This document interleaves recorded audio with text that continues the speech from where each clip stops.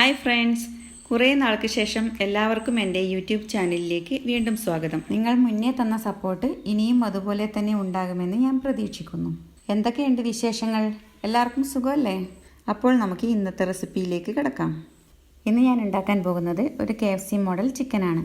അതിനായി ഞാനിവിടെ എടുത്തിരിക്കുന്നത് 1 കിലോ ചിക്കനാണ്. അതിലേക്ക് നമുക്ക് ആദ്യം ആവശ്യത്തിന് ഉപ്പിട്ട് കൊടുക്കാം.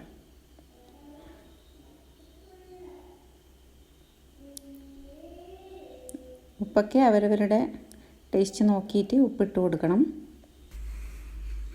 അതിനുശേഷം നമുക്ക് കുറച്ച് മുളക് പൊടി, ഒരു 1/4 ടീസ്പൂൺ മുളക് പൊടി മതി. കാശ്മീരി ചില്ലി പൗഡറാണ് നല്ലത്. പിന്നെ കുറച്ച് കുരുമുളക് പൊടി ഒരു 1/2 ടീസ്പൂൺ അല്ലെങ്കിൽ 1 ടീസ്പൂൺ വരെ ഉപയോഗിക്കാം. അതിൽ കൂടുതൽ വേണ്ട, അപ്പം എരിവ് കൂടും.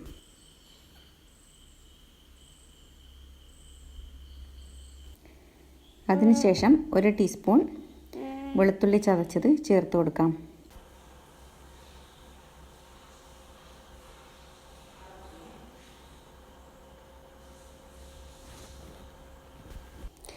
ശേഷം ഒരു അരമുറി ചെറുനാരങ്ങയുടെ നീര് അതിലേക്ക് പിഴിഞ്ഞൊഴിക്കുക.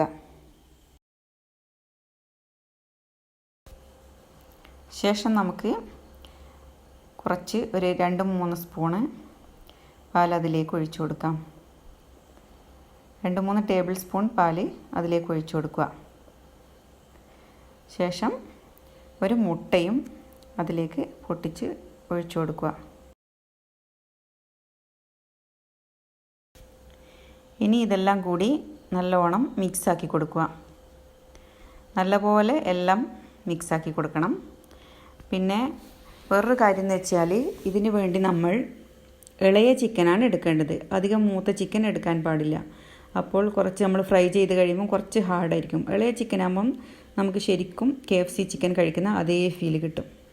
KFC ചിക്കനൊക്കെ നമ്മൾ കഴിക്കുമ്പോൾ അതിൻ്റെ ഉള്ളിൽ നല്ല ജ്യൂസി ആയിട്ടൊക്കെയല്ലേ ഉണ്ടാവുക. അതുപോലെ തന്നെ ഇതും നമ്മൾ ഫ്രൈ ചെയ്ത് കഴിയുമ്പം നല്ല ജ്യൂസി ആയിട്ടുണ്ടാവും. ഇതിനി നമുക്ക് നന്നായി ഒരു 2 മണിക്കൂർ നേരം അടച്ച് വെക്കാം.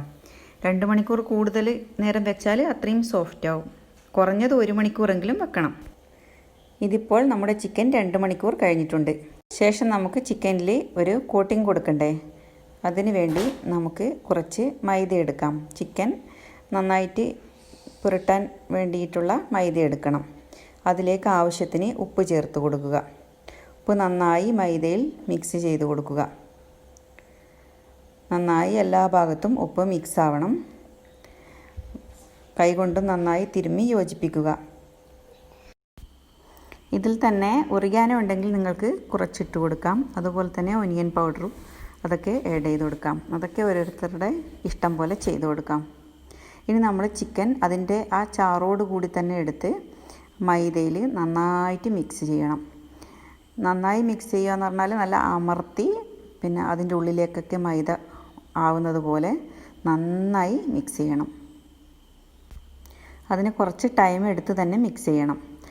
നന്നായി മിക്സ് ചെയ്ത്, പിന്നെ സാധാരണ നമ്മൾ കാണൽ ഇതിലൊന്ന് കോട്ട് ചെയ്ത് വീണ്ടും പിന്നെ എഗ് യോക്കിൽ മുക്കി വീണ്ടും കോട്ട് ചെയ്ത് അങ്ങനെയല്ലേ ചെയ്യുന്നത്. ഇതാദ്യം തന്നെ നമ്മൾ ഇതൊക്കെ ചെയ്യുന്നത് കൊണ്ട് ഇതിന് നന്നായി മിക്സ് ചെയ്ത് കൊടുക്കുക. അതിൻ്റെ ഓരോ ഭാഗത്തും മൈദ നന്നായി മിക്സാക്കി കൊടുക്കണം.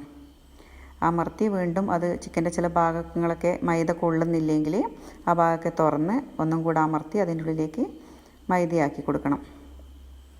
അപ്പോൾ അന്നേരം തന്നെ നമുക്ക് അതിൻ്റെ സ്ട്രക്ചർ കാണുമ്പോൾ മനസ്സിലാവും. ഒരു ഏകദേശം ആ ഒരു KFC ചിക്കൻ്റെയൊക്കെ ഫ്രൈ ചെയ്യുമ്പോൾ ഉണ്ടാകുന്ന ഒരു സ്ട്രക്ചറില്ലേ, ആ ഒരു സ്ട്രക്ചർ നമുക്ക് കാണാൻ പറ്റും.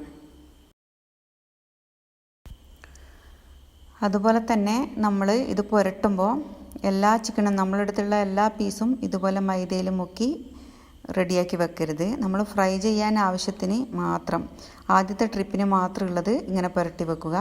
പിന്നെ നമ്മളത് ഫ്രൈ ചെയ്യുന്നതിൻ്റെ ഇടവേളയിൽ അടുത്ത ട്രിപ്പിനുള്ളത് പുരട്ടി വെക്കുക.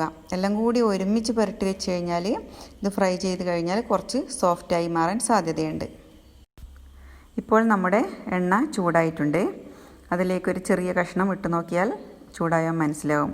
ഇപ്പോൾ റെഡി ആയിട്ടുണ്ട്. ഇനി ഓരോരോ പീസും അതിലേക്കിട്ട് ഫ്രൈ ആക്കി കൊടുക്കുക. അതുപോലെ ചിക്കൻ നമുക്ക് എണ്ണ ചിക്കനിൽ മുങ്ങാൻ പാകത്തിൽ ഉണ്ടായിരിക്കണം. പിന്നെ അധികം ഇളക്കാനും പാടില്ല. ചെറുതായി ഒന്ന് എണ്ണയിലല്ലെങ്കിൽ ചെറുതായി ഒന്ന് നീക്കി കൊടുക്കുകയല്ലാതെ കൂടുതൽ ഇളക്കാൻ പാടില്ല. അതങ്ങനെ തന്നെ ഹൈ ഫ്ലെയിമിൽ കുറച്ച് നേരം ഫ്രൈ ആയതിന് ശേഷം ഒരു മീഡിയം ഫ്ലെയിമിൽ ആക്കി കൊടുക്കുക. ഇപ്പം ഒരു സൈഡ് മൊരിഞ്ഞിട്ടുണ്ട്. ഇനി നമുക്ക് തിരിച്ചിട്ട് കൊടുക്കാം.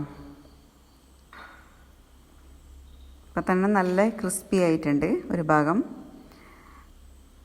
ശരിക്കും ആ ഒരു കളറൊക്കെ വന്ന് തുടങ്ങിയിട്ടില്ലേ. ഇതുപോലെ തന്നെ നമുക്ക് ഫ്രൈ ചെയ്ത് എടുക്കാം.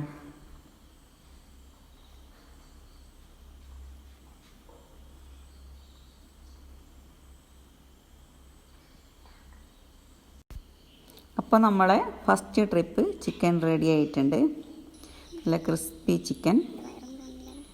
ഇതിന് കണക്കായ ക്രിസ്പിയേ ഉണ്ടാവും. ഭയങ്കര കട്ടി ക്രിസ്പിയൊന്നും ആയിട്ടുള്ള ചിക്കനല്ല ഇത്. ഇത് നേരത്തെ അതിൻ്റെ ഇടവേളയിൽ ചെയ്ത് വെച്ചിട്ടുണ്ടെങ്കിൽ കുറച്ചും കൂടി എളുപ്പമായിരുന്നു. ഞാൻ വീഡിയോ പിടിക്കുന്ന തിരക്കിൽ അതൊക്കെ മറന്നുപോയി. ഇപ്പോൾ ഇതിങ്ങനെ നമ്മൾ പഴംപൊരിയൊക്കെ ഉണ്ടാക്കുന്നത് പോലെ ആ സമയത്ത് ഇതുപോലെ പുരട്ടി അതിലേക്ക് ഇട്ട് കൊടുക്കാം. പിന്നെ ഓയിലിൻ്റെ കാര്യം പറയാൻ മറന്നുപോയി. വെളിച്ചെണ്ണ എടുക്കാൻ പാടില്ല. പാം ഓയിലോ സൺഫ്ലവർ ഓയിലോ ആണ് ഏറ്റവും നല്ലത്.